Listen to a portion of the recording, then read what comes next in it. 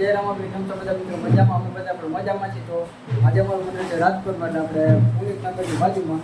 તો અત્યારે અમારો પાઠ પૂરણ કમ્પ્લીટ થઈ ગયો. તમે મિત્રો બધા જોવો છો. અને અમારે સત્ય મહારાજ પણ આવી ગયા છે. જય રામાપીર. અમારો ભાણેજ પણ આવી ગયો અને અમારે ગંજીવાડ. અમે આ બધા 4 જણા અમે પાઠ પૂરતા હતા. પાઠ પૂરણ કમ્પ્લીટ થઈ ગયો. અને આ મિત્રો આજ કદાચ અમે એનો વિડીયો તમને જોવા નહીં મળે, કારણ કે અત્યારે થોડું ઉતાવળ છે, એટલે બધા પાઠ પૂર્વમાં હતા. એટલે અમે પાઠ પૂરતા હતા. અને ખાસ તમે કહો તો કાલ પાછું અમારું મંડળ છે ખંડેરા, એટલે અમારું નવું ધામ ખંડેરા. એનો પણ તમને બ્લોગ જોવા મળશે. અને બીજા પણ મંડળના સભ્યો આવે એની પણ તમને મુલાકાત કરાવીશ. તો અમારા બ્લોગમાં તમે બધા જોડાઈ દેજો.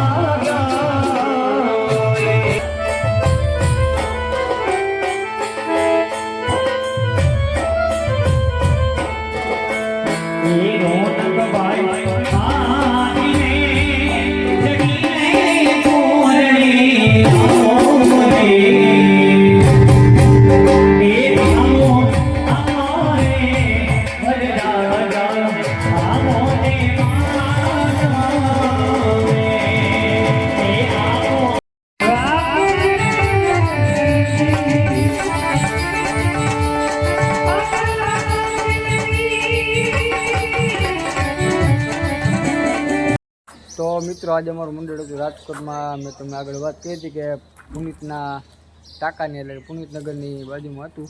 અને અમારે સત્ય મહારાજ રસ્તામાં મળી ગયા. હું જાતો સુભાષભાઈ ગાડી પાસે અને ખાસ જો અમારે ભગતની જાય સાયકલ પડી તાકાતવાળી પણ અમારા જેબીભાઈ પણ બધા જાય. આપણે ક્યારે મળી?